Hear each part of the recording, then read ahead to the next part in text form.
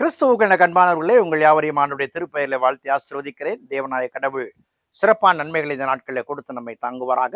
இந்த நாளின் தியானத்திற்காக ஒரு வசனத்தை உங்களுக்கு முன்பாக வைக்கிறேன். அது பரிசுத்த மத்தேயு நற்செய்தி நூல் 26ஆம் அதிகாரம் 7வது வசனம். ஒரு ஸ்திரீ விலையேற பெற்ற பரிமள தைலமுள்ள வெள்ளைக்கல் பரணியை கொண்டு வந்து அவர் போஜன பந்தி இருக்கும்போது அந்த தைலத்தை அவர் சிரசின் மேல் ஊற்றினாள். அந்த தைலத்தை அவர் சிரசின் மேல் ஊற்றினாள். ஆர்டினேஷன். இது ஒரு அருட்பொழிவு, இது ஒரு அபிஷேகம். என் ஆண்டவர் அவளை குறித்து சொல்லும் பொழுது இந்த பகுதி வாசிக்கப்படுகிற இடங்கள்லாம் இவள் நினைவு கூறப்படுவாள் என்று சொல்லுகிறார். அவரோடு இருந்த சீஷர்கள் அதை சற்று வித்தியாசமான கோணத்துல பார்த்து இவள் இதை விருதாவாக்கி விட்டாலே, வீணாக்கி விட்டாலே என்று சொல்லி கலங்குகிறார்கள். ஆனால் ஆண்டவர் தன்னுடைய மரணத்தை குறித்து, அதற்கான அபிஷேகத்தை குறித்து இங்கே சொல்லுகிற இந்த நினைவு கூறுதலான வார்த்தை வருகிறது. அபிஷேகம் என்று சொன்னால் என்ன? இது ஒரு பிரதிஷ்டை. நான் யாருக்காக அபிஷேகம் பண்ணப்பட்டேனோ, யாருடைய நாமத்தினால் அபிஷேகம் பண்ணப்பட்டேனோ, அந்த நோக்கத்தை நிறைவேற்றுகிற ஒரு வாழ்க்கை காணப்பட வேண்டும். இன்றைக்கு ஆர்டினேஷன் என்கிற வார்த்தை திருச்சபைகளில குருவானவர்கள், பேராயர்கள் இப்படி வருகிற பக்குவங்களில அநேக தேவ மனுஷர்கள் தலையின் மேல் கைகளை வைத்து அவர்களை அபிஷேகிக்கிறார்கள். பரிசுத்த ஆவியினால் அவர்களை அபிஷேகித்து அவருடைய புதிய பொலிவோடு கூட இறை நாமத்தை மகிமைப்படுத்துகிற பிள்ளைகளாய் அவர் வெளியரங்கமாக்குகிறார்கள். இங்கே இந்த பெண்மணி இறைவனால் நன்மை பெற்றவள் விலையேற பெற்ற தைலத்தை ஆண்டோடைய தலையில ஊற்றி அபிஷேகம் பண்ணுகிறாள்.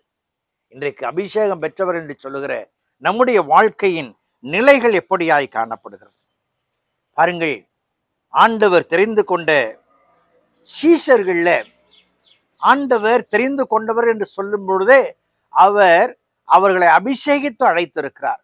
அவருடைய மனநிலையை பாருங்கள். மத்தேயு நற்செய்தி நூல் 20ஆம் அதிகாரம் 27வது வசனத்துல, உங்களில் எவனாகிலும் முதன்மையானவனாய் இருக்க விரும்பினால் அவன் உங்களுக்கு ஊழியக்காரனாய் இருக்க கடவன். அவன் உங்களுக்கு ஊழியக்காரனாய் இருக்க கடவன். ஊழியத்திற்கென்று அபிஷேகம் பெற்ற நாம், இறைவனுடைய திருப்பணியை செய்கிறோம் என்று சொல்லுகிற நாம் எப்படி இருக்க வேண்டும் என்று சொன்னால், மற்றவர்களுக்கு ஊழியம் செய்கிற, மற்றவர்களுக்கு சேவை செய்கிற, மற்றவர்களுக்கு தாழ்ந்து போகிற குணாதிசயங்களை உடையவர்களாய் நாம் காணப்பட வேண்டும்.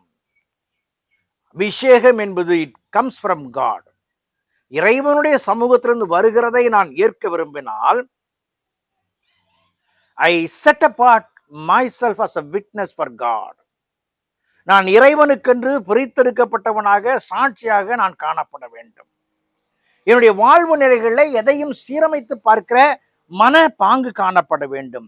மத்தேயு நற்செய்தி 28ஆம் அதிகாரம் 28வது வசனத்தை பார்க்கும் பொழுது, அப்படியே மனுஷகுமாரனும் ஊழியம் கொல்லும்படி வராமல் ஊழியம் செய்யவும் அநேகரை மீட்கும் பொருளாக தம்முடைய ஜீவனை கொடுக்கவும் வந்தார். ஒரு நல்ல ரோல் மாடலை ஆண்டவர் இங்கு முன் வைக்கிறார். இறைவன் இந்த உலகத்துல வந்தது ஊழியத்தை பெற்றுக்கொள்ள அல்ல, நீங்க சரியா செஞ்சீங்களா, நீங்க சரியா செஞ்சீங்களா விசாரிக்கல்ல, அவர்களுக்கு முன்மாதிரியாக ஊழியத்தின் நிறைவை செய்து காண்பிப்பதற்காக. கிறிஸ்து என்பதற்கு அபிஷேகம் பண்ணப்பட்டவர் என்று பொருள். கிறிஸ்து என்பதற்கு அபிஷேகம் பண்ணப்பட்டவர் என்று பொருள். கிறிஸ்தவர்கள் என்று சொன்னால் அபிஷேகம் பண்ணப்பட்டவர்கள்.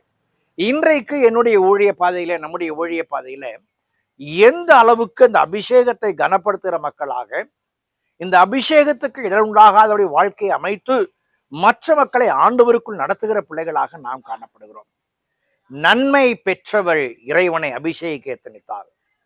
இறைவனால் அபிஷேகம் பண்ணப்பட்ட நாம் இறை அபிஷேகத்தை எப்படிப்பட்ட நிலைகள்ல வெளிக்காட்டுகிற பிள்ளைகளாய் காணப்படுகிறோம்.